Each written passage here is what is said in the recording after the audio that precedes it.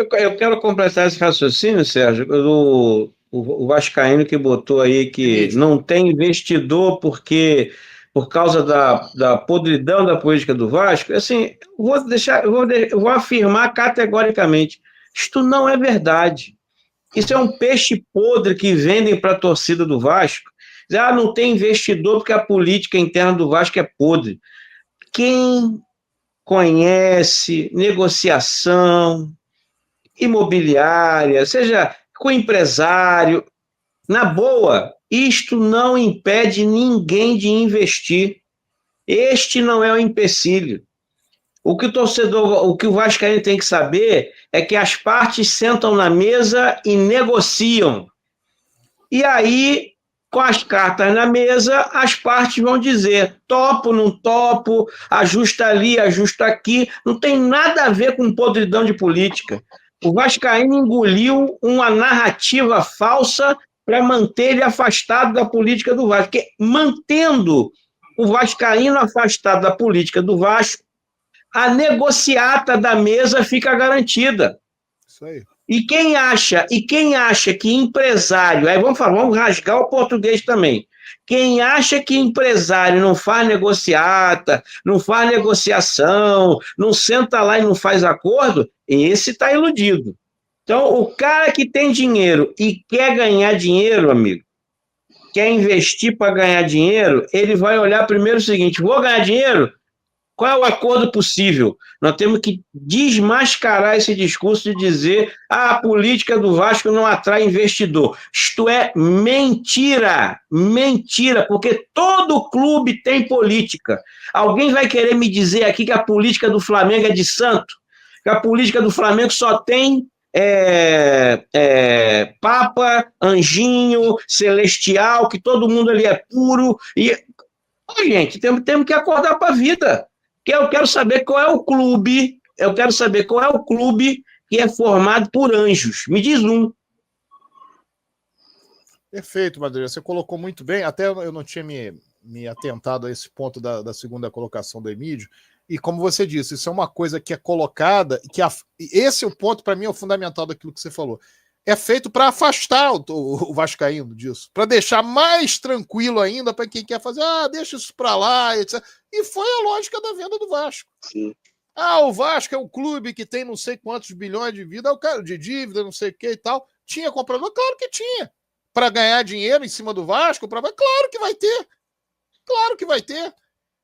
O Vasco tem um ativo, se você quiser trabalhar de mercado, em termos de mercado, e um patrimônio, se você quiser trabalhar em termos sentimentais, que interessa a todo mundo. O público consumidor do Vasco, que é um público de quase 20 milhões de pessoas, é claro que isso interessa.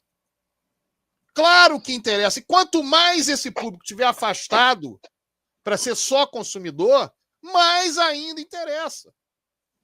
Se for um público que tem a voz ativa, que possa atrapalhar determinadas negociações escusas, que possa ter voz para impedir que determinado seja... esse não interessa. Agora, se você coloca assim, a política do Vasco é isso aí, todo mundo fica fora dela. Não, é muito ruim e tal, aí você deixa todo o espaço aberto. Foi exatamente essa lógica que fez com que o Vasco fosse vendido. Foi essa lógica que fez com que não houvesse um debate sério sobre o Vasco entrar em concordata nesse ano. É porque você não tem um debate.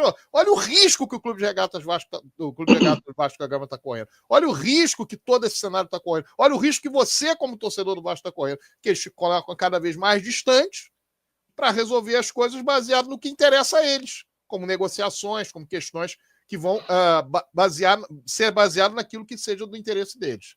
Vamos lá. E aí, Thiago? Ô, Sérgio.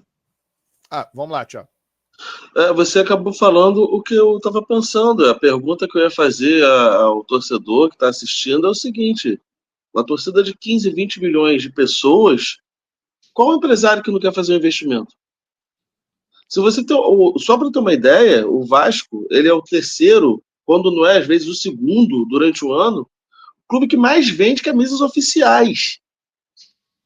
Se você tem essa perspectiva de venda de segundo a terceiro no país, você acha que algum empresário vai sentar para conversar se a política é suja, ou se é boa, ou se só tem santo ou não. Sabe, o torcedor tem que parar de acreditar nessas falácias que inventam por aí. Então, o empresário vai chegar para conversar com o clube se a política é decente ou indecente. Ele vai ver valores, ele vai ver retorno financeiro. E o torcedor acaba acreditando em qualquer coisa que seja pessoas internas com interesses sujos dentro do Vasco ou a própria mídia, que faz questão de pregar essa narrativa e fazer com que o torcedor acredite. Como o Madureira falou, um exemplo que eu vou dar foi o que aconteceu ontem na reunião do Fluminense, aquela briga lá entre o Bittencourt e o outro cara agora que eu esqueci o nome. Acabaram se pegando lá, na frente de todo mundo e ao vivo para todo mundo ver. Então, assim, todo clube tem política, todo clube tem negociações, todo clube tem oposição. Então, isso não é um problema só do Vasco. É que parece que no Vasco as pessoas tentam transformar isso num palanque de circo. E a imprensa acaba noticiando isso como se fosse a pior coisa do mundo. Mas isso é normal em todos os clubes. Nenhum empresário vai deixar de negociar com um ativo de 15 a 20 milhões de torcedores, porque, segundo dizem por aí, a política do Vasco ela é suja, porque só tem interesseiro. Pô, pelo amor de Deus. O torcedor tem que começar a ficar mais ligado. É exatamente acreditando nessas narrativas mentirosas que o torcedor se afasta do associativo. Se torna mais fácil, conforme eu falei, você afastando o torcedor, você vende para ele qualquer ideia, inclusive de que a ideia de ser sócio torcedor é melhor do que ser sócio geral.